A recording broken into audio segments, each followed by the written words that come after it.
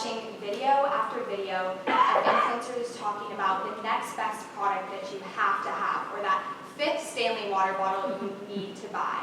It can feel pretty exhausting trying to keep up. Influencers are encouraging overconsumption by promoting materialism. This is a huge problem. It leads to everyday consumers like you and I purchasing products that we don't need and honestly probably can't afford.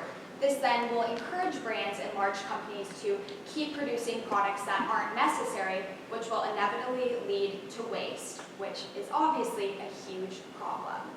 This is a super relatable topic. I'm guessing every single person in this room has a phone and some sort of social media platform or multiple social media platforms. I feel that I'm credible to talk about this topic not only because, like most of you, I'm probably glued to my phone all the time, but I also worked with the company on their Instagram, and so I got to see the behind the scenes of this issue from a brand perspective. In my speech today, I'm going to walk you through how influencers are promoting overconsumption, some of the reasons behind why this trend might be happening, and finally some solutions that you and I can take to hopefully minimize this large issue. So, let's start off with how influencers are promoting overconsumption. Well, it's through things like ads and product placements in their videos. Vidyasana and their colleagues, who are writers for the University of Pretoria Department of Sociology, in 2024 for the Journal for the Study of Race, Nation, and Culture said, content creators promote products or services by preparing content in which they are seen unboxing said products, consuming the product or service, and portraying the product or service as essential, thereby influencing their followers to purchase these products or services. These are the types of videos that we get on our feed daily. An influencer with millions of followers unboxing this newest product or talking about an ad and showing you that you have to have this product. Go buy it, it's linked right below, and you'll get a 10% discount. This is really going to encourage us as people watching the content to buy a product we honestly probably wouldn't have otherwise even known existed in the first place. Further to this point, Camila Mojica and her colleagues, who are journalists for Medium, wrote in 2024 for an article on Medium.com, through brand deals and sponsorships, influencer marketing entices consumers to fall victim to impulsive purchases, thus driving overconsumption.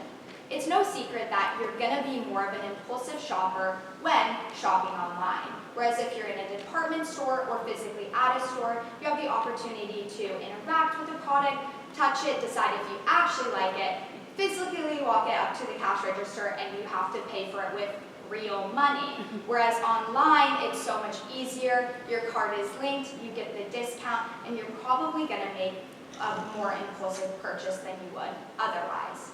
So now that I've talked a little bit about how influencers are promoting overconsumption, let me walk you through the reasons that that's happening and some of the issues behind this trend.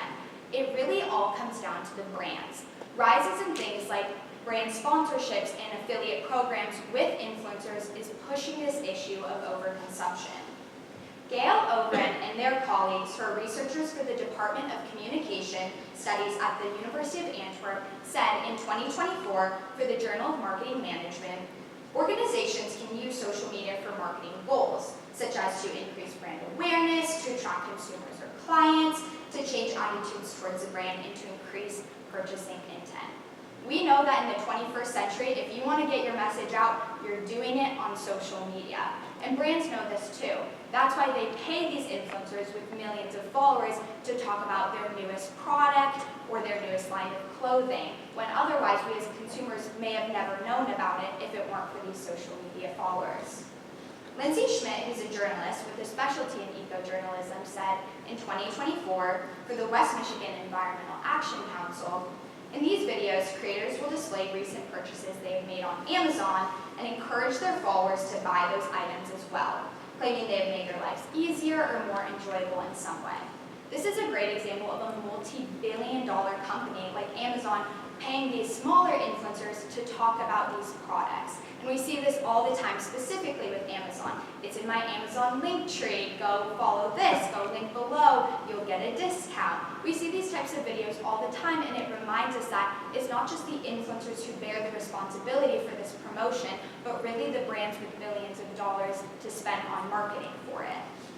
So now that I've walked you through how influencers are promoting overconsumption and some of the brands and reasons behind this trend, we can finally come to some solutions that you and I can take to hopefully minimize this trend. New hashtags online such as de-influencing and underconsumption core are popping up all over trying to promote living more sustainably. Brianna Scott, who's an assistant producer for the National Public Radio, otherwise known as NPR, said on air in 2024, "The de-influencing trend describes something that has been discussed for years, living more sustainably. And that the people with a lot of social media followers have an enormous outside ability to help us live more sustainably." This is a great reminder that if we're watching an influencer with millions of followers talk about sustainable living in their normal house with their normal clothes and regular products, it could remind us as regular people, especially college students, we don't always have to purchase the next best thing. Further to this point, Zhao and Zhao and their colleagues who are professors at Shandong University of Tech in 2024 for the Journal of Retailing and Consumer Services said, "Companies are also beginning to consciously use social media influencers to motivate their consumers to make more sustainable choices." Again, this reminds us that it's not just the influencers who bear the responsibility of talking about sustainability, but really these companies with millions and millions of dollars to spend. When companies encourage influencers to tell their consumers about living sustainably, it can make a huge difference. So, in conclusion, influencers are encouraging overconsumption by promoting materialism. In my speech today, I walked you through how influencers are doing this, some of the reasons why they're doing this because of companies paying them, and finally, some solutions that can help minimize this issue. But what can you and I do? Well, it's pretty simple. We can spread hashtags like de-influencing or underconsumption core.